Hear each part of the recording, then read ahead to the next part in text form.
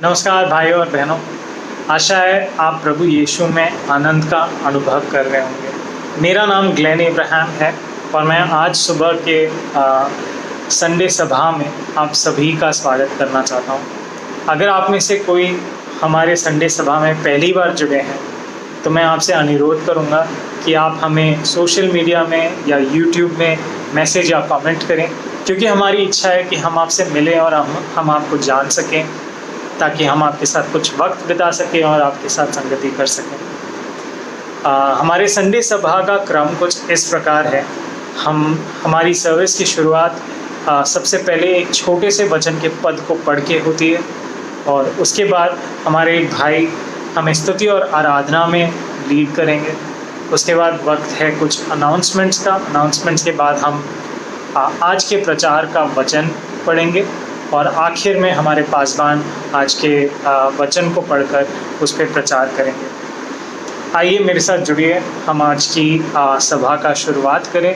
आप मेरे साथ जुड़ सकते हैं भजन संहिता 57वें अध्याय को पढ़ने के लिए और उसके पहले पद से तीसरे पद तक। हे परमेश्वर, मुझ पर करुणा कर, मुझ पर दयालु हो, क्योंकि मेरे मन की आस्था तुझ में है। मैं तेरे पास तेरी ओट पाने को आया हूँ जब तक संकट दूर ना हो। हे परमेश्वर, मैं सहायता पाने के लिए विनती करता हूँ। परमेश्वर मेरी पूरी तरह ध्यान रखता है। वह मेरे सहायता स्वर्ग से करता है और वह मुझको बचा लेता है। जो लोग मुझको सताया करते हैं वह उनको हराता है। परमेश्वर मुझ पर निज सच्चा प्रेम दर्शाता है। भाइयों और बहनों, कितना सुंदर वचन है ये, जो हमें हमारे और प्रभु यीशु और यीशु मसीह के रिश्ते के बारे में बतलाता है। सिर्फ प्रभु में विश्वास के द्वारा, प्रभु यीशु में विश्वास के द्वारा हम सभी को अनंत काल का जीवन प्राप्त होता है। प्रेरितों ने जब ये वचन को जाना, उन्होंने अपना सब कुछ प्रभु यीशु के लिए न्यौछावर कर दिया और उनके वचन को अलग अलग देशों में पहुंचाने के लिए न्यौछावर कर दिया। यहाँ तक कि प्रभु का वचन बांटने के लिए उन्होंने अपनी जान भी खो दी। इस वचन को पढ़ के हमें ये जानने को मिलता है कि इस जीवन में हमें चाहे कितनी भी संकटों का सामना करना पड़े, परमेश्वर ही हमारी चट्टान है। वो हमें हमारे संकटों से ज़रूर बचाएगा। यदि उसकी इच्छा ना भी हो कि वो इस वक्त हमें संकटों से ना बचाए, तो भी हम प्रभु यीशु को महिमा देते रहें। आइए हम प्रभु से प्रार्थना करें कि वो हमें इस विश्वास में बढ़ाएं कि हम अपने पूरे जीवन को उनके लिए न्यौछावर कर दें, जहाँ हम हर परिस्थिति में उनको महिमा दे सकें। आइए मेरे साथ प्रार्थना में जुड़ें। खुदा, मैं प्रार्थना करना चाहता हूँ और मैं आज का ये वक्त आपके हाथों में सौंपना चाहता हूँ। खुदा, हमारे पासवानों की, मेरी और मेरे साथ जुड़े हुए भाइयों और बहनों के दिलों को छू, प्रभु उनके दिलों के द्वारों को खोल और हमें इस एहसास में बढ़ा प्रभु कि इस दुनिया में ऐसी कोई भी चीज़ नहीं है जिससे हम प्रेम कर सके और हम ज़िंदगी भर उससे तृप्त हो सकें। हमारी तृप्ति सिर्फ़ और सिर्फ तुझ में है प्रभु। मैं प्रार्थना करना चाहता हूँ कि तू हमें तेरे आनंद में बढ़ाए प्रभु, ताकि हम तेरे से प्रेम करें और तेरे लिए जिए और तेरे लिए मरें प्रभु। और आज का ये वक्त मैं तेरे हाथों में सौंपता हूँ प्रभु, यीशु मसीह के नाम से मैं मांगता हूँ, आमीन। सुप्रभात और जय मसीह आप सबको। आइए हम परमेश्वर की स्तुति आराधना करेंगे कुछ गीतों के द्वारा। मेरे साथ आप गा सकते हैं जहां पर भी आप हैं। प्रभु का धन्यवाद करूंगा, उसकी संगति में सदा रहूंगा। साथ चलूंगा मैं, जय जरूर पाऊंगा। साथ चलूंगा मैं, जय जरूर पाऊंगा। प्रभु का धन्यवाद करूंगा। कितना अच्छा है वो, कितना धन्य है वो, यीशु मेरा जीवन का साथी। कितना अच्छा है वो, कितना धन्य है वो, यीशु मेरा जीवन का साथी। मेरे जरूरतों को पूरी करता है वो, कोई घटी नहीं मुझको। मेरी जरूरतों को पूरी करता है वो, कोई घटी नहीं मुझको। प्रभु का धन्यवाद करूंगा, उसकी संगति में सदा रहूंगा। साथ चलूंगा मैं, जय जरूर पाऊंगा। साथ चलूंगा मैं, जय जरूर पाऊंगा। प्रभु का धन्यवाद करूंगा। ना देगी मुझे दुनिया कभी भी कोई सुख और शांति आराम। ना देगी मुझे दुनिया कभी भी कोई सुख और शांति आराम। मेरे यीशु के साथ धन्य संगति में सदा मिलता खुशी मुझको। मेरे यीशु के साथ धन्य संगति में सदा मिलती खुशी मुझको। प्रभु का धन्यवाद करूंगा, उसकी संगति में सदा रहूंगा। साथ चलूंगा मैं, जय जरूर पाऊंगा। साथ चलूंगा मैं, जय जरूर पाऊंगा। प्रभु का धन्यवाद करूंगा। मेरी जिंदगी के हर परेशानी में खुल जाता है आशा का द्वार। मेरे जिंदगी के हर परेशानी में खुल जाता है आशा का द्वार। कभी ना हटूंगा, कभी ना डरूंगा, चाहे जान भी देना पड़े।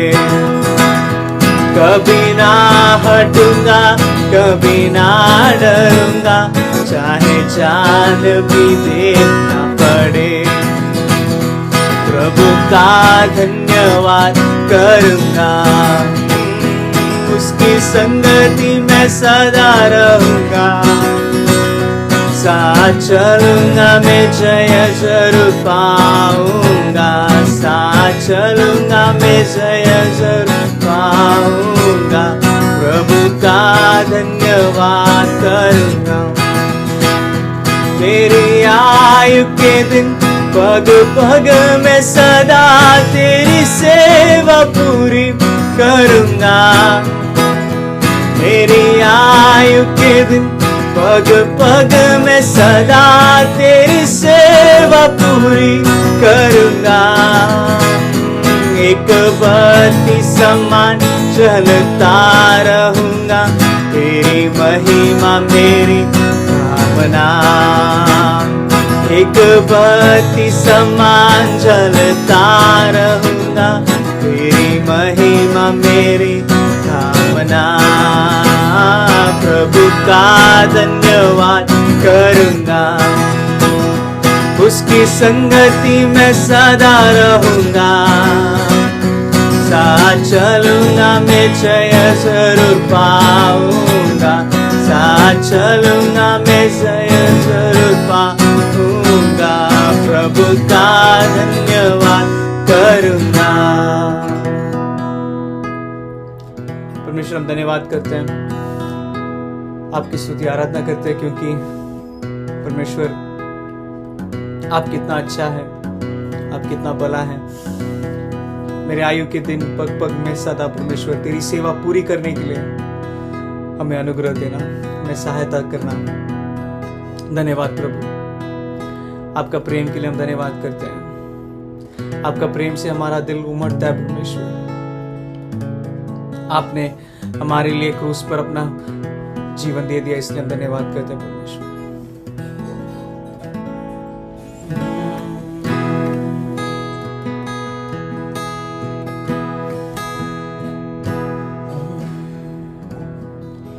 यीशु का प्रेम से दिल उमड़ रहा है, यीशु का प्रेम से दिल उमड़ रहा है, उसी का प्रेम को मन लगा हुआ है, उसी का प्रेम पर मन लगा हुआ है। हाँ कितना गहरा है यीशु मसीह का प्रेम, हाँ कितना गहरा है यीशु मसीह का प्रेम। उसी पर ध्यान करना जीवन का भाग्य है, उसी पर ध्यान करना जीवन का भाग्य है। उद्धार के गीत में सियोन में गाऊंगा, उद्धार का गीत मैं सियोन में गाऊंगा। स्वर्गदूतों को भी वो गाना असंभव है, स्वर्गदूतों को भी वो गाना असंभव है। कलवरी के पहाड़ पर लहू बहाया, कलवरी के पहाड़ पर लहू बहाया। प्रिय यीशु तेरा प्रेम में गाता हूँ, प्रिय यीशु तेरा प्रेम में गाता हूँ। अद्भुत प्रेम से स्वर्गीय दान दिया, अद्भुत प्रेम से स्वर्गीय दान दिया। संपूर्ण ठहराएगा उसके समान मुझको, संपूर्ण ठहराएगा उसके समान मुझको। मुझ जैसा शत्रु को अपना बना दिया, मुझ जैसा शत्रु को अपना बना लिया। प्रेमी यीशु तेरा निष्कपट प्रेम से, प्रेमी यीशु तेरा निष्कपट प्रेम से। अद्भुत प्रेम से स्वर्गीय दान दिया, अद्भुत प्रेम से स्वर्गीय दान दिया। संपूर्ण ठहराएगा उसके समान मुझको, संपूर्ण ठहराएगा उसके समान मुझको। मुझ जैसा शत्रु को अपना बना दिया, मुझ जैसा शत्रु को अपना बना दिया। प्रेमी यीशु तेरा निष्कपट प्रेम से, प्रेमी यीशु तेरा निष्कपट प्रेम से। मेमने के विवाह में उसी के सामने, मेमने के विवाह में उसी के सामने। दुल्हन होकर मुझे वो खड़ा कर देगा, दुल्हन होकर मुझे वो खड़ा कर देगा। मुझ जैसा पापी से मारपीट सहकर भी, मुझ जैसा पापी से मारपीट सहकर भी। कारण मेरा मुझे प्रेम किया यीशु ने, कारण मेरा मुझे प्रेम किया यीशु ने। यीशु का प्रेम से दिल उमड़ रहा है, यीशु का प्रेम से दिल उमड़ रहा है। उसी का प्रेम पर मन लगा हुआ है, उसी का प्रेम पर मन लगा हुआ है। आमीन। यीशु मसीह आपके प्रेम पर हमारा मन लगा हुआ है परमेश्वर। मुझ जैसा शत्रु से, मुझ जैसा शत्रु को अपना बना लिया परमेश्वर। इसलिए हम धन्यवाद करते हैं परमेश्वर। परमेश्वर आपका प्रेम जैसा कोई भी प्रेम इस दुनिया में है नहीं, इसलिए ये हम अंगीकार करते हैं। उस क्रूस का जो प्रेम है, उसको हम बिल्कुल तहे दिल से परमेश्वर हम धन्यवाद करते हैं।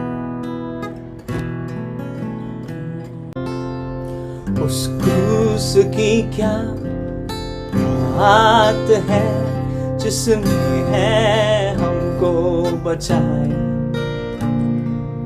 यीशु मसीह ने तेरे लिए मेरे लिए लहू बहाया।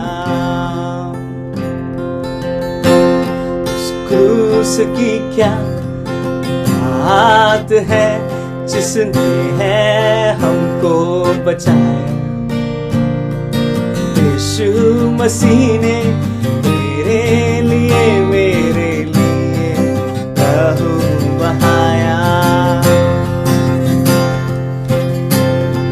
जब मैं गुनाहों में डूबा हुआ था, उस क्रूस पर मेरा नाम लिखा था।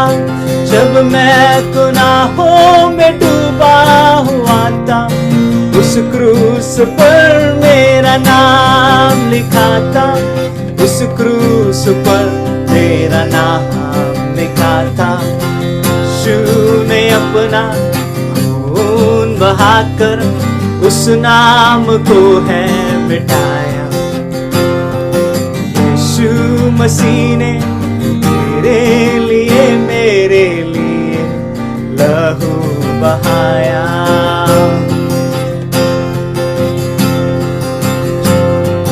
जब वो चढ़ाया था उस क्रूस पर, मसीह ने कहा हे पिता माफ कर।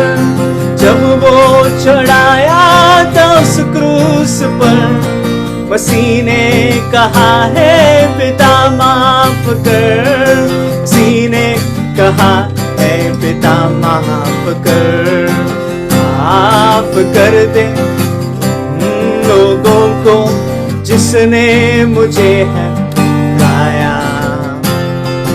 यीशु मसीह ने तेरे लिए मेरे लिए लहू बहाया। माफ कर दे उन लोगों को जिसने मुझे ठुकराया। यीशु मसीह ने तेरे लिए मेरे लिए लहू बहाया।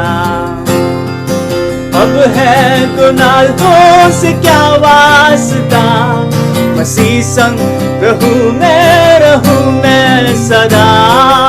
अब है गुनाहों से क्या वास्ता, मसीह संग रहूं मैं सदा। मसीह संग रहूं मैं सदा। आपके चरणों में आता रहूं मैं अब ये गीत दोबारा। यीशु मसीह ने तेरे लिए मेरे लिए लहू बहाया। क्रूस की क्या बात है जिसने है हमको बचाया। यीशु मसीह ने तेरे लिए मेरे लिए लहू बहाया। आमीन। यीशु मसीह ने हमारे लिए क्रूस पर अपना लहू बहाया, इसलिए हम धन्यवाद करते हैं परमेश्वर तेरे लिए और मेरे लिए, आपके लिए उस क्रूस पर लहू बहाया। इसलिए हम आज भी हिम्मत के साथ उस अनुग्रह के सिंहासन के पास जा सकते हैं। धन्यवाद प्रभु, हम आपके पास आते हैं आज हमारे पापों को यीशु मसीह के लहू से धो लेना परमेश्वर। आपके वचन के द्वारा हमारे हृदय में पवित्र आत्मा के द्वारा काम करना परमेश्वर। यीशु मसीह के पवित्र नाम से हम प्रार्थना करते हैं, आमीन। हेलो, मैं विभांशु गैदरिंग कलीसिया की ओर से एक बार आपका फिर से स्वागत करता हूं। और आशा उम्मीद है आप में से कुछ लोग नए हमारे साथ जुड़े हैं, तो हम आपका भी बहुत तहे दिल से अभिनंदन करते हैं। हमें बहुत अच्छा लग रहा है कि आप हमारे साथ इस प्रकार से जुड़े हुए हैं। और हाँ, एक चीज अगर हम सोचें कि लॉकडाउन हुए कितना समय हो गया है, 1 महीना नहीं, 2 महीना नहीं, मार्च, अप्रैल, मई, जून, जुलाई, करीब 4.5 महीने हो गए हैं। और इन 4.5 महीने में हम प्रभु का धन्यवाद करते हैं कि हमें प्रभु ने ये इतना अच्छा मौका दिया है कि हम लाइव स्ट्रीम में एक दूसरे के साथ बने हुए हैं। और इसलिए हम आपको बताना चाहते हैं कि गैदरिंग में इंग्लिश के लिए सुबह 10:30 बजे और हिंदी के लिए रविवार को 11:30 बजे सभाएं होती हैं। और इन दिनों में बहुत ही बढ़िया विषयों के विषय में प्रचार चल रहा है। जैसे कि पिछले दिनों में मुझे याद है कि बहुत ही अच्छा जो विषय था वो था कि किस प्रकार से विश्वास को हम अपने बाहरी कामों में वो झलक सकता है। एक विषय और था जो थोड़ा सा मेरे को बहुत अजीब लगता था कि परमेश्वर क्यों हमको परीक्षाओं में डालता है या परमेश्वर परीक्षाएं हमारे ऊपर क्यों आने देता है। लेकिन उस रविवार को जब ये वचन सुनने के बाद मेरे को बहुत सारे सवालों के जवाब मिले। और अगर आप इनके बारे में जानना चाहते हैं, आप गैदरिंग की वेबसाइट में जाके इनको आसानी से पूछ सकते हैं। और गैदरिंग की वेबसाइट बहुत ही आसान है, www.thegatheringcommunity.in। तो अगर इस लॉकडाउन में आपका दिमाग एकदम से खराब हो गया है और आप चाहते हैं कि आप किसी के साथ बातचीत करें, आप किसी के साथ डिस्कस करें, तो गैदरिंग की ओर से बहुत अच्छी एक सुविधा है, हम कह सकते हैं, जिसको हम बोलते हैं गॉस्पल कम्युनिटी।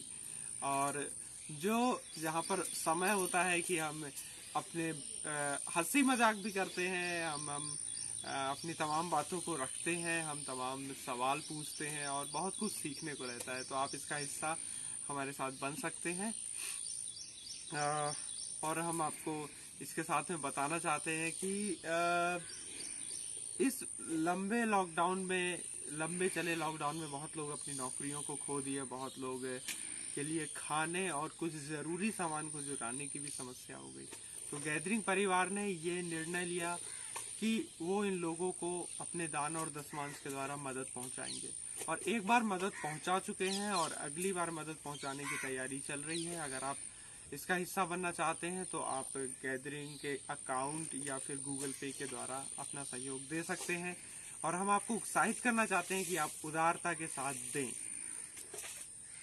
इसके साथ में हम आपको बताना चाहते हैं कि मसीह जीवन में प्रार्थनाओं का कितना ज्यादा महत्व होता है, यह शायद हम सबको पता है। और इन्हीं प्रार्थनाओं के महत्व को लेकर जाहिर सी बात है, सारी चीजें जब हमारे लिए हिंदी और इंग्लिश हो रही हैं तो प्रार्थनाएं भी हमारे लिए हिंदी और इंग्लिश में होती हैं। और हिंदी की प्रार्थना के लिए आप हमारे साथ शनिवार को सुबह 11 बजे जुड़ सकते हैं और इंग्लिश की प्रार्थना के लिए आप गुरुवार को शाम 8 बजे 8:30 बजे हमारे साथ जुड़ सकते हैं। और मैं आपको बोलना चाहता हूँ, आपको टेंशन नहीं लेना है। हाँ, टेंशन नहीं लेना चाहिए। अरे क्यों टेंशन ले रहे हैं आप? क्या आपका ब्रेकअप हो गया है, या घर वालों से आपकी लड़ाई हो गई है, या फिर फेसबुक पे आपकी कोई फ्रेंड रिक्वेस्ट एक्सेप्ट नहीं कर रहा है? सॉरी, मैं आपको बताना चाहता हूँ कि अगर आप किसी प्रकार के सवालों से, तनाव से गुजर रहे हैं, अगर आपको सलाह और व्यक्तिगत प्रार्थना की जरूरत है, तो गैदरिंग आपके लिए तैयार है आपको मदद देने के लिए। आप हमसे संपर्क करें। और इस प्रकार से आप हमें फेसबुक, ईमेल, वेबसाइट के द्वारा या फिर व्हाट्सएप के द्वारा संपर्क कर सकते हैं। हम आपको हर प्रकार से मदद पहुंचाने के लिए तैयार हैं। तो आज आगे बढ़ने से पहले आज के वचन को मैं पढ़ना चाहूंगा, जिस वचन के ऊपर प्रचार होने वाला है। और आज वचन का प्रचार होने वाला है याकूब 1 अध्याय उसका 9, 10 और 11 से। मैं पढ़ूंगा। दीन भाई अपने ऊंचे पद पर घमंड करे और धनवान अपनी नीची दशा पर, क्योंकि वह घास के फूल की तरह जाता रहेगा। क्योंकि सूर्य उदय होते ही कड़ी धूप पड़ती है और घास को सुखा देती है और उसका फल झड़ जाता है और उसका फूल झड़ जाता है और उसकी शोभा जाती रहती है।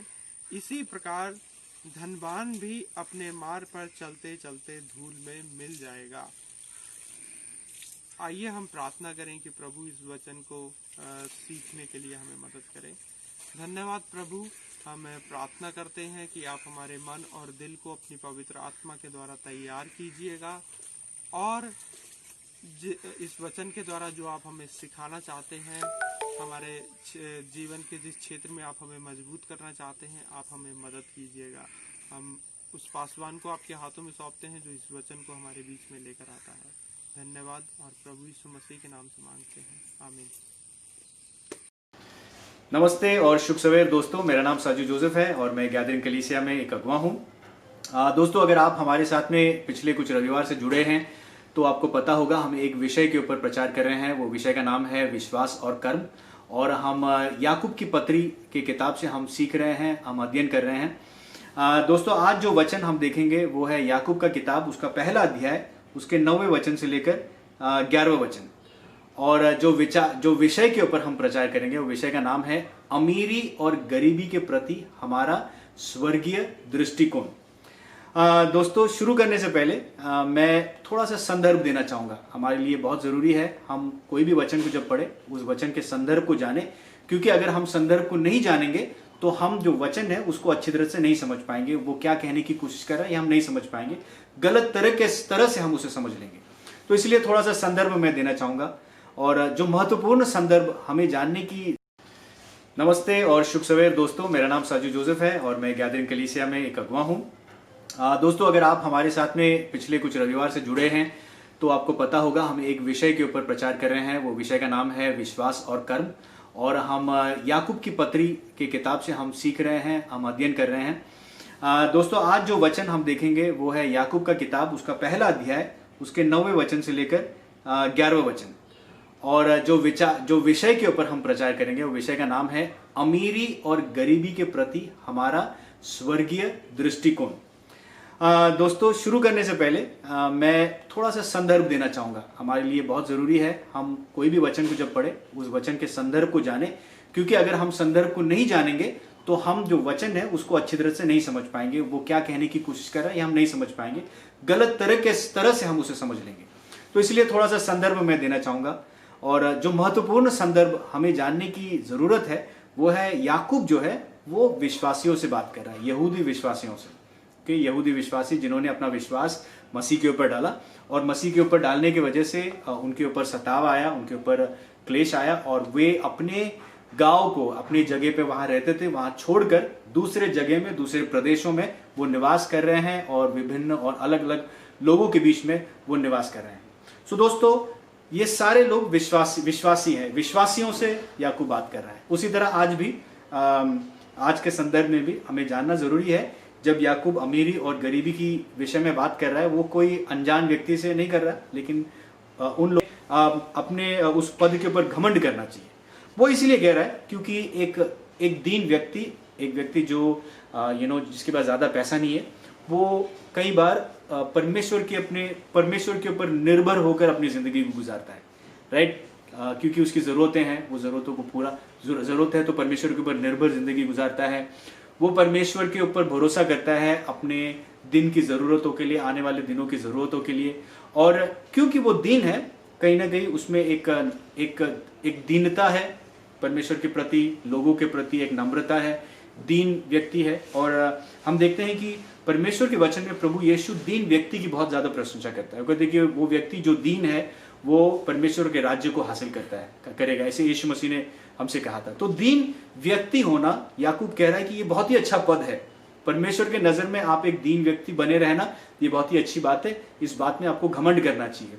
और सिर्फ दीन ही नहीं, लेकिन दीन व्यक्ति जो परमेश्वर को जानता है, परमेश्वर के उद्धार का अनुभव किया है, और परमेश्वर के और मसीह में जो रिचेस है, जो अमीरी है, उस अमीरी को वो जाना है। तो याकूब कहता है कि उस बात में तुम घमंड करो। दूसरी तरफ हम देखते हैं जो अमीर व्यक्ति है उसके प्रति याकूब ये कहता है, वो कहते हैं कि और धनवान अपने नीची दशा पर घमंड करे। घमंड करे, क्योंकि नीची दशा पर घमंड करे। तो ये भी एक बहुत ही एक अजीब सा एक बात है। वो अमीर व्यक्ति से कह रहा है कि अपने नीची दशा पर, अमीर व्यक्ति की क्या नीची दशा हो सकती है। कई बार हमारी सोच ये होती है कि एक अमीर है तो बहुत सारा पैसा है तो उसको क्या तकलीफ है, उसको क्या मुसीबतें हैं। लेकिन दोस्तों सही में अगर हम देखा जाए, एक अमीर व्यक्ति भी कहीं ना कहीं किसी न किसी प्रकार से वो जो है वो एक अपने आप को नीची दशा में पाता है, अमीर व्यक्ति होने के नाते। आप पूछोगे कैसे एक अमीर व्यक्ति अपने आप को नीची दशा में पाता है। दोस्तों आप कल्पना करके देखिए कि आपके जीवन के ऐसे एक मुकाम तक पहुंच गए जहां पर आपको जो भी हासिल करना था आपने हासिल कर लिया, आपने धन दौलत पैसे सब हासिल कर लिए, राइट। जो आपने चाहा सब आपने हासिल कर लिया। लेकिन ये सारी चीजें हासिल करने के बाद भी आपका हृदय जो है वो परमेश्वर से दूर है, आपका हृदय जो है वो पापी है और गलत चीजों में अपने जीवन को गलत तरीके से इस्तेमाल कर रहा है। तो देखिए आप देखिए कि अगर अमीर और पैसा होने के बावजूद भी अगर मेरा हृदय अगर सही जगह पे नहीं है तो पैसा क्या करता है कि पैसा हमें कुछ भी करने की अनुमति दे देता है, राइट। अगर हम जो भी हम सोचते हैं उसे हम हासिल कर सकते हैं। और पैसा जो है हमें अमीर व्यक्ति होने के बावजूद भी, क्योंकि हमारा दिल परमेश्वर के प्रति सही नहीं है, हमें नीची दशा में रखता है। तो ऐसे अमीर लोगों के साथ में याकूब जिक्र कर रहा है। वो कह रहा है कि तुम्हारी नीची दशा पे तुम घमंड करो, क्योंकि जब तुम अपने आप को उस नीची दशा में पाते हो तब तुम परमेश्वर के अनुग्रह को चाहते हो, राइट। जब हम वो परिस्थिति में होते हैं जब सब कुछ होने के बावजूद भी हमारे जीवन में वो खुशी और आनंद नहीं हो, तब हम सही आनंद के स्रोत को ढूंढने की कोशिश करते हैं, राइट। और वो अच्छी बात है, क्योंकि जब हम वो दशा में होते हैं तो हम मसीह को जानते हैं। मसीह में जो हमें सही मायने में जो आराम खुशी आनंद है वो हमें हासिल करने का, वो हमें प्राप्त करने का मौका मिलता है। तो इसीलिए दोस्तों एक अमीर व्यक्ति भी एक नीची दशा से गुजरता है। और याकूब खास करके ये अमीर व्यक्ति को और थोड़ा सा और उनके धन के बारे में थोड़ा सा और उनको खुलासा करके उनको बता रहे कि किस तरह से जो है तुम अमीर व्यक्ति अपने धन के ऊपर घमंड करे। तो धन जो है वो कहते हैं कि धनवान व्यक्ति एक घास के फूल के जैसा है। घास का फूल जो होता है, घास ही इतना सा होता है, उसके ऊपर के फूल भी इतने होते हैं। जब वो खिलता है तो हरा भरा घास में जब फूल खिलता है तो बहुत सुंदर दिखाई देता है, उस वक्त के लिए बहुत ज्यादा सुंदर दिखाई देता है। लेकिन याकूब कहता है कि जब सूरज की रोशनी तेज हो जाती है, हवा चलने लगती है, तो जल्दी से ये जो फूल है ये सूख जाता है और चला जाता है। और उसी तरह से वो कहता है कि धनवान व्यक्ति का भी जीवन उसी तरह से है, एक फूल के समान जो झड़ जाता है और जल्दी से निकल जाता है। तो दोस्तों सोलोमन को भी अगर आप देख लें, सोलोमन राजा जिसके पास धन दौलत जो उसने चाहा सब कुछ होने के बावजूद भी वो कहता है कि मैंने इस सूरज के अंदर सूरज के नीचे जो भी हासिल करना है मैंने हासिल कर लिया। ये हासिल करने के बाद भी मुझे ये सारी चीज व्यर्थ नजर आता है, सारी चीज व्यर्थ नजर आता है। सो दोस्तों जैसे हम इस बात को देखते हैं, इस वचन को देखते हैं, याकूब जो है एक अमीर व्यक्ति को और एक गरीब व्यक्ति को सलाह दे रहा है। वो कह रहा है कि अपने स्थिर पर घमंड करें। कहीं भी इस वचन के द्वारा हमें ये नहीं समझना चाहिए कि याकूब हमसे ये कह रहा है कि गरीब बने रहना बेहतर है।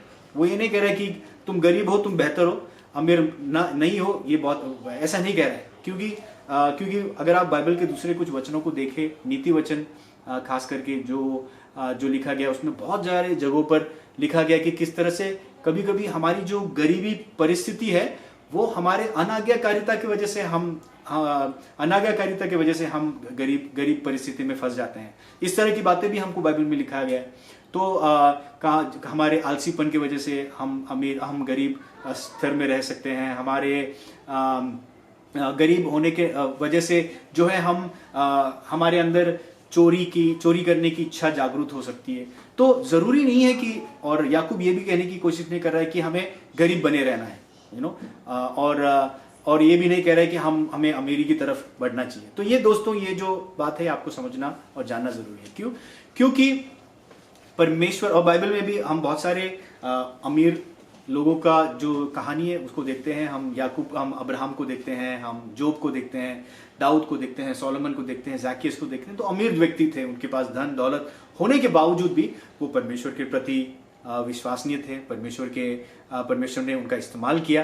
तो हमें इस तरह का उदाहरण को भी देखने को मिलता है। तो कहीं भी हमारे मन में हमें नहीं सोचना चाहिए कि गरीब बहने रहना बेहतर है, अमीर बन जाओगे तो फंस जाओगे, ऐसा नहीं सोचना चाहिए।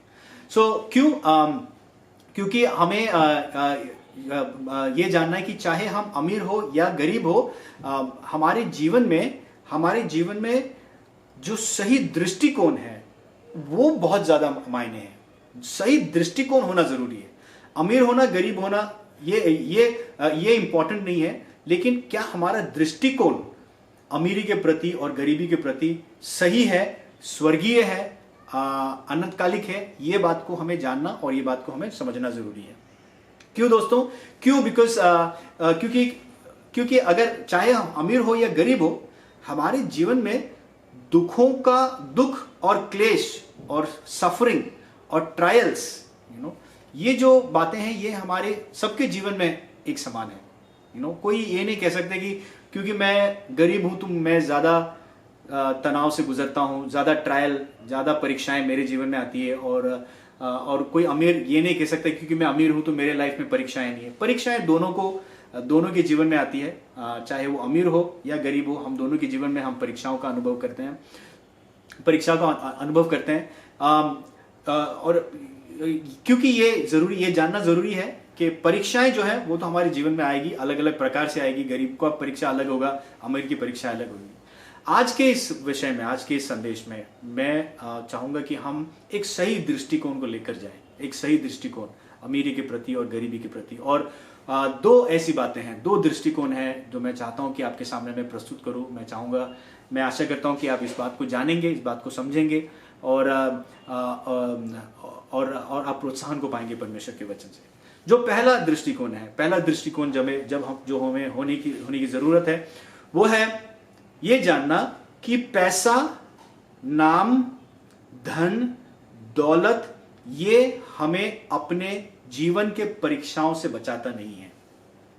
पैसा, धन, दौलत ये हमारे जीवन के परीक्षाओं से हमें बचाता नहीं है।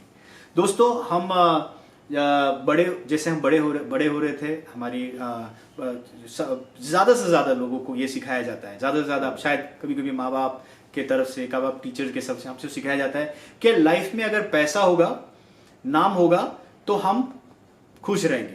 हमको ये सिखाया गया है कि जीवन में पैसा कमाना, धन कमाना, घर खरीदना, ये हमारे जीवन का लक्ष्य होना चाहिए। क्योंकि अगर पैसा हो तो जो चाहे हम खरीद सकते हैं, और अगर पैसा हो तो जहां चाहे हम जा सकते हैं, और अगर ये सारी चीजें हम हासिल करें तो हम खुश रहेंगे। ये हमको सिखाया गया है। कहीं ना कहीं हमारे मन में हम सब ये विचारधारा को लेकर हम चलते हैं, और क्या करते हैं कि क्योंकि हमारी विचारधारा ये है, हमारे पूरे जीवन भर हम यही चीजों के पीछे भागते रहते हैं। पैसे कमाने के पीछे भागते हैं, धन दौलत कमाने के पीछे भागते रहते हैं। और खास करके वो सारे लोग जो परीक्षाओं से गुजरते हैं, खास करके पैसों की कमी की वजह से जो परीक्षाओं से गुजरते हैं, उनके मन में भी ये विचारधाराएं, ये सोच होती है कि काश मेरे पास बहुत सारे पैसे होते, अगर पैसे होते तो मैं इस तरह के संघर्ष में नहीं गुजरता। दोस्तों, ये बहुत ही एक गलत विचारधारा है, ये बहुत ही एक गलत सोच है कि जानना कि पैसा जो है वो हमें हमारे परीक्षाओं से, हमारी तकलीफों से हमें बचाएगा। क्यों? क्योंकि सच्चाई में अगर हम देखें, हम ऐसे लोगों के जीवनों को देखें जिन्होंने ये सारी चीज हासिल किया है, धन दौलत पैसे सब कमाने के बाद भी इनके जीवनों को अगर देखें तो हमको समझ में आता है, हमको जान पड़ता है कि उनके जीवन में जो परीक्षाएं हैं वो खत्म नहीं हुई है, परीक्षाएं उनके जीवन में जारी है। हालांकि उनकी जो परीक्षाएं वो एक अलग प्रकार की परीक्षाएं बन गई है। लाइक उदाहरण के तौर पे बहुत सारे लोग हैं जिनके पास बहुत सारे पैसे, धन दौलत होंगे, लेकिन वो बीमारी से गुजर रहे हैं, उनके शरीर में बीमारी है, और इतने सारे पैसे होने के बावजूद भी वो पैसा उन्हें उस बीमारी से छुड़ा नहीं सकता। कुछ लोगों के जीवन में बहुत सारे धन दौलत पैसे हैं, लेकिन उनके बच्चे जो है परमेश्वर से दूर चले गए, अपने अपने रास्ते ले लिए, गलत रास्ते की ओर भटक रही है, और ये सारा धन और दौलत होने के बावजूद भी वो अपने बच्चों को फिर से लेकर नहीं आ सकते, इस तरह के परीक्षाओं से गुजरते हैं। राइट? तो हमें यह जानना जरूरी है कि हमारा अमीर और गरीब होना जरूरी नहीं, हम परीक्षाओं से तो गुजरेंगे ही, कहीं ना कहीं गुजरते ही रहेंगे। राइट? एक बहुत ही फेमस हॉलीवुड एक्टर ने कहा कि हर व्यक्ति हर व्यक्ति को अमीर और नाम कमाना चाहिए, क्योंकि जब वो अमीर और नाम कमाएगा तब उसको पता चलेगा कि जीवन में जो खुशी, आनंद और जो सवालों का जवाब है वो अमीर और नाम कमाने से नहीं हासिल होता है। और ये कहीं ना कहीं सच है, वो जो कह रहा है वो सच है। वो अमीर और नाम कमाने के बावजूद भी उसने जो अपने जीवनों के प्रति जो प्रश्न है, उसके प्रश्न का जवाब उसे नहीं मिल पाया है। दोस्तों, मैं हाल ही में एक और डॉक्यूमेंट्री देख रहा था, शायद आपने सुना होगा। एमी वाइनहाउस नाम की एक बहुत ही एक प्रसिद्ध एक जैज सिंगर थी, एक गाने गाने की बहुत ही एक युविका थी, यंग लड़की थी, जिन्होंने जो अपने बहुत युवा में गीत लिखना पसंद करती थी और गीत गाना पसंद करती थी, और अपने जीवन के बहुत ही कुछ ही समय में बहुत ज़्यादा नाम कमा लिया, बहुत ज़्यादा नाम कमा लिया। लेकिन जब वो 16 साल की थी, 16 साल से लेकर जो वो है वो डिप्रेशन से गुजर रही थी। और डिप्रेशन इसीलिए क्योंकि उन्हें कुछ बीमारी थी उनके शरीर में, खाने का डिसऑर्डर, मतलब वो खाती थी पेट भर के, उसके बाद उसको उल्टी कर देती थी और उसकी वजह से डिप्रेशन से गुजर रही थी। और उस दौरान में उसे हमेशा ऐसा लगा कि जब मैं बहुत ज़्यादा प्रसिद्ध हो जाऊंगी, जब मैं बहुत ज़्यादा पैसे कमा लूंगी, तब ये सारे डिप्रेशन मेरे जीवन से चले जाएंगे और मैं बहुत खुश होंगी। लेकिन दुख की बात यह है, जब हम एमी वाइनहाउस की कहानी को हम देखते हैं, एमी वाइनहाउस जो है प्रसिद्ध होने के समय गलत रिश्ते में फंस गई, गलत रिश्ते में वो बंध गई, ड्रग्स की शिकार हो गई, शराब के नशे में धुत हो गई, और 27 साल 27 ईयर में वो ज़्यादा शराब पीने की वजह से वो मर गई, ये दुनिया छोड़कर चली गई। दोस्तों, ये कहानी से हमें क्या सीखने को मिलता है? कहानी से हमें ये सीखने को मिलता है कि अगर पैसा, धन और दौलत हमारे जीवन के परीक्षाओं का जवाब होता तो आज एमी जो है वो मरती नहीं थी, वो जिंदा रहती थी, राइट? क्योंकि उसके पास हमसे ज्यादा इतने जवान युवक होने के नाते बावजूद इतने पैसे थे और वो जीवित रहती थी। दोस्तों, मैं एक और कहानी मैं याद करता हूँ, शायद आपने भी सुना होगा।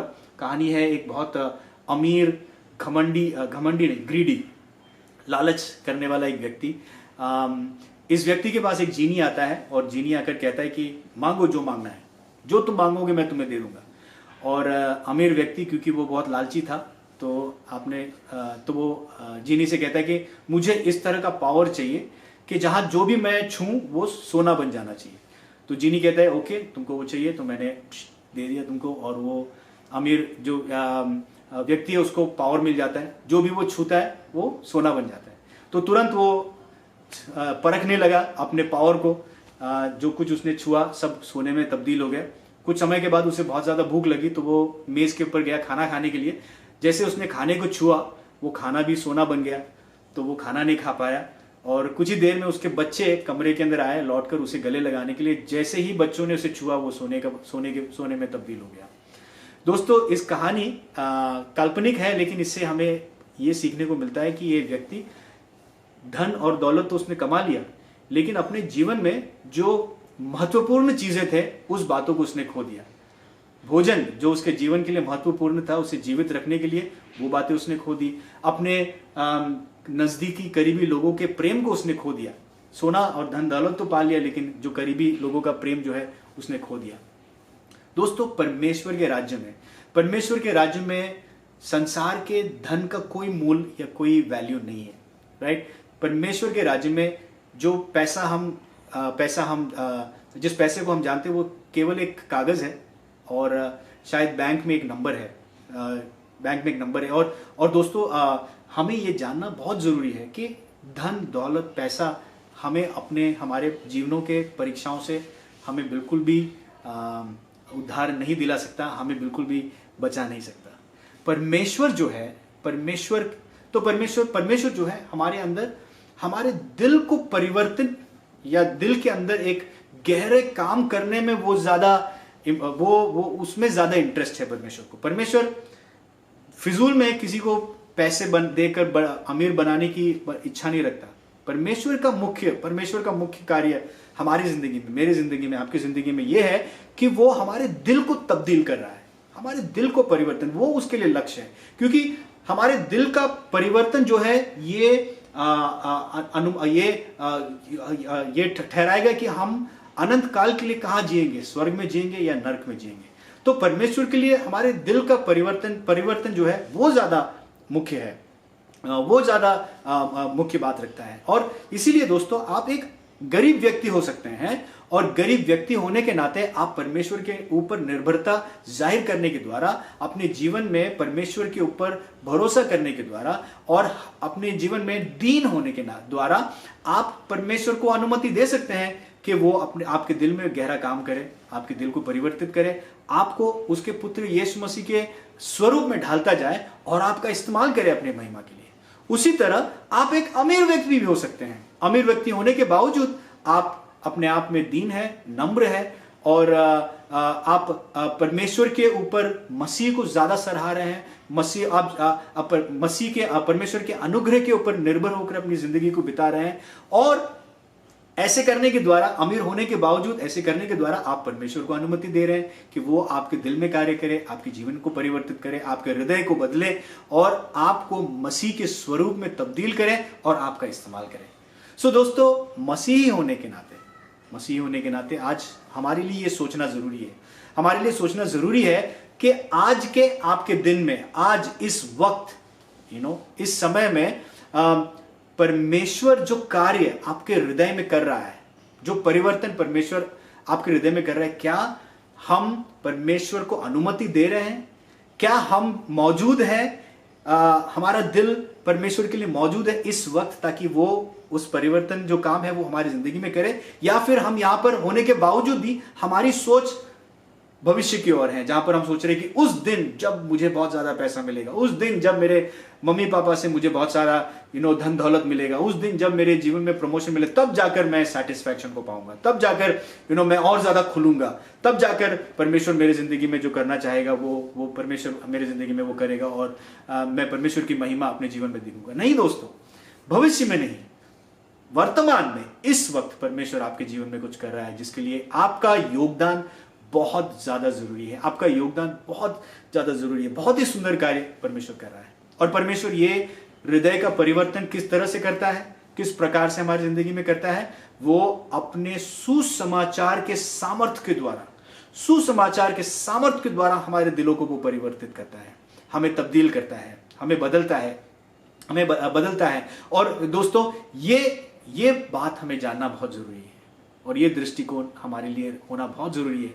हमारी आशा इस संसार के धन दौलत पे नहीं होना चाहिए कि धन दौलत जो है हमें हमारी परीक्षाओं से बचाएगा, लेकिन हमें ये जानना जरूरी है कि परमेश्वर, केवल परमेश्वर जिसने हमें रचा है, वो हमें वो सारा संतृप्ति, वो सारी सेटिस्फैक्शन और खुशी और आनंद दे सकता है जो हम पैसे में ढूंढते हैं या धन या दौलत में ढूंढते हैं। और इसी के साथ में दोस्तों, मैं अपने दूसरे बिंदु की ओर आता हूं। दूसरा जो दृष्टिकोण है जो हमें अमीरी और गरीबी के प्रति होना चाहिए, जरूरी है, उस दृष्टिकोण की ओर मैं आगे बढ़ना चाहूंगा। जो दूसरा दृष्टिकोण हमें होना चाहिए हर वक्त, हर समय, और वो ये दृष्टिकोण है कि केवल यीशु ही है, सिर्फ मसीह और सिर्फ यीशु ही है जो हमें सही मायने में संतुष्टि दे सकता है, जो हमें सही मायने में आनंद दे सकता है। इस संसार के सारी चीजों से भी बढ़कर सिर्फ यीशु है संतुष्टि, यानी कि धन दौलत से भी बढ़कर सिर्फ यीशु ही है जो हमें सही मायने में संतुष्टि दे सकता है। दोस्तों, हमारी जिंदगी में खुशी का अनुभव करने के लिए हमें पैसे की जरूरत नहीं है, लेकिन हमारे दिल के परिवर्तन की जरूरत है, जो हमें सही में परमेश्वर की ओर ले जा सकता है। और परमेश्वर में जो खुशी और आनंद है, जो सुसमाचार के सामर्थ्य के द्वारा वो हमें दिला सकता है। बाइबल हमको बताता है कि, बाइबल में अगर देखें, बाइबल बताता है कि हम पापी हैं। हमारे शरीर में हम सब पापी हैं। जब तक हम इस शरीर में हैं तब तक हम पापी शरीर में हैं, और शरीर से उत्पन्न होने वाली हर एक चीज जो है वो करप्शन है, वो गलत ही है। शरीर से उत्पन्न होने वाले कोई भी चीज परमेश्वर के ओर से नहीं है। शरीर जो है हमेशा हमें गलत दिशा की ओर ले जाता है। और दोस्तों, हम जानते हैं कि क्यों इस तरह की हमारी हालात हो गई है, क्यों हम ऐसे एक शरीर में फंस गए हैं जो पापी है, जो पाप करना पसंद करता है। क्योंकि जब परमेश्वर ने हमें रचा तब उसने सुंदर रचा। परमेश्वर नहीं चाहता था कि हम इस तरह की जिंदगी जिए। परमेश्वर चाहता था कि हम एक भरपूर जिंदगी जिए। परमेश्वर चाहता था कि हम उसके आज्ञाओं का पालन करते हुए, उसके आराधना करते हुए एक बेहतर जिंदगी हम गुजारें। लेकिन दुख की बात यह है कि हमने और आदम और हवा, जो पहले स्त्री और पुरुष ने शैतान की जो बात है, झूठ है, उस बात को वो बात उन्हें ज्यादा पसंद आया। शैतान ने हमसे कहा कि हम परमेश्वर के जैसे बन सकते हैं, हमें सिर्फ परमेश्वर के आज्ञाओं का अनादर करना है, हमें परमेश्वर को क्यों कंट्रोल देना है, हम स्वयं अपने जीवन को कंट्रोल कर सकते हैं, हम स्वयं अपने जीवन का नियंत्रण रख सकते हैं, तो क्यों किसी के ऊपर निर्भर है। हमें ये आइडिया बहुत पसंद आया, आदम और हवा को बहुत ज्यादा पसंद आया, तो परमेश्वर के खिलाफ उन्होंने बगावत की और परमेश्वर के आज्ञाओं के विरोध होकर परमेश्वर ने जो नहीं करने के लिए कहा वो बात उन्होंने किया। और आज जो हालात है हमारे, जो हाल हमारा है, जो पाप और जो संघर्ष, जो दर्द, जो आरामहीन जो परिस्थिति से हम गुजरते हैं, जो नफरत जो हमारे बीच में हमें दिखाई पड़ता है, ये कहां से है? ये कोई बाहरी ताकत नहीं है, ये लेकिन हमारे खुद के हृदय जो परमेश्वर के खिलाफ हो गए, उसी हमारे हृदय ने ये बातों को उत्पन्न किया है हमारे अंदर। और दोस्तों, चाहे हम अमीर हो या फिर हम गरीब हो, हम जो परिस्थिति से गुजरते हैं, ये परिस्थिति का जो मूल कारण है, वो कारण जो है हमारे पाप है। हमारे पाप की वजह से हमारी हालात ये हो चुकी है। तो दोस्तों, एक अमीर व्यक्ति, एक गरीब व्यक्ति अमीर होना जो है वो इस संघर्ष का सवाल नहीं है। या फिर क्योंकि बहुत सारे अमीर लोगों ने अपने धन दौलत को बेचकर पर्वत पर चले गए, साधु संत बन गए, लेकिन फिर भी अपने पाप के जो बोझ है उनसे उन्होंने आराम नहीं पाया है। तो दोस्तों, मुख्य क्या है हमारे लिए मुख्य ये है, ये मायने नहीं है कि कितना धन होना चाहिए, कितना धन कमाना चाहिए, कितना धन नहीं होना।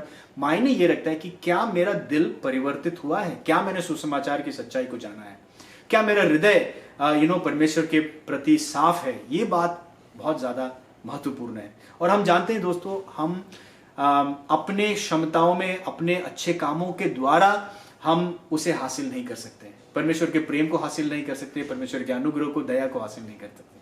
हालांकि परमेश्वर स्वयं खुद से वो दया और अनुग्रह हमारे ऊपर उंडेलता है, हमें मौका देता है कि हम परमेश्वर के पास आए, हम अपने पापों का अंगीकार करें, हम पश्चाताप करें, मन फिराव करें और प्रभु यीशु के ऊपर विश्वास करें, जिन्होंने हमारे लिए, हमारे खातिर इस संसार में आए। जो जीवन हमें जीना चाहिए था वो जीवन उन्होंने जिया, जो गलतियां हमने की उसके दंड उन्होंने अपने ऊपर लेकर क्रूस पर मार गए। और सिर्फ यीशु मसीह के द्वारा ही हम सही उद्धार को पा सकते हैं। यीशु मसीह के द्वारा ही हम परमेश्वर के साथ एक सही रिश्ते में हम बन सकते हैं, और परमेश्वर के साथ सही रिश्ते में बनने के द्वारा ही हम सही मायने में खुशी और आनंद का अनुभव कर सकते हैं। धन और दौलत हमें वो आराम नहीं दिलाता है। और इसलिए दोस्तों, आज जैसे मैं समाप्त करता हूं, ये जानना जरूरी है, अगर आप अपने आप को एक गरीब व्यक्ति समझते हैं, अगर आप गरीब व्यक्ति समझते हैं, तो आपके हालात में आपको कुड़कुड़ाना नहीं चाहिए, आपके हालात में आपको कंप्लेन नहीं करना चाहिए। हालांकि आपके हालात के लिए परमेश्वर को धन्यवाद देना चाहिए।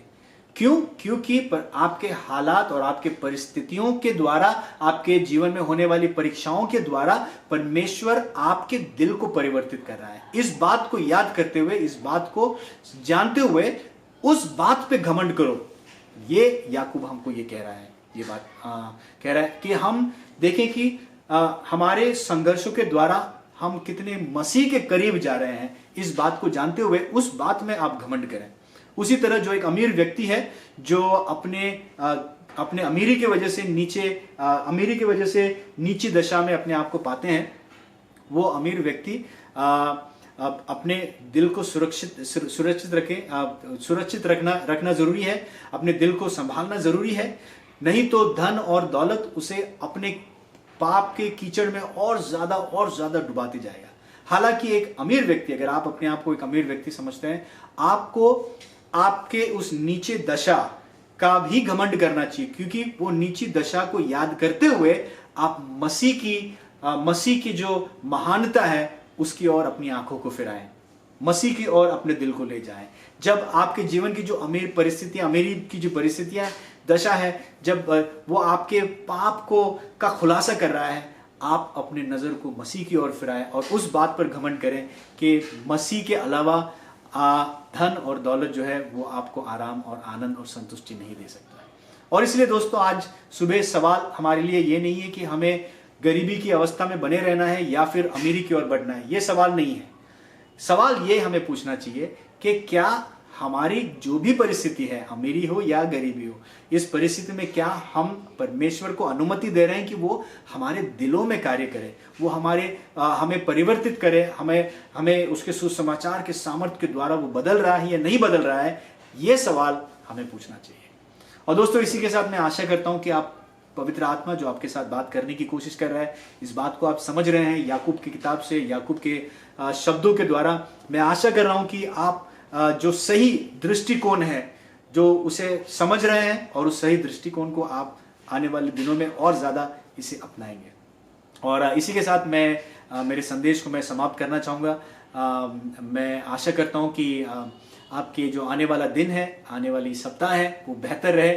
मैं आशा करता हूँ कि आप परमेश्वर के प्रेम में और गहरा बने रहें।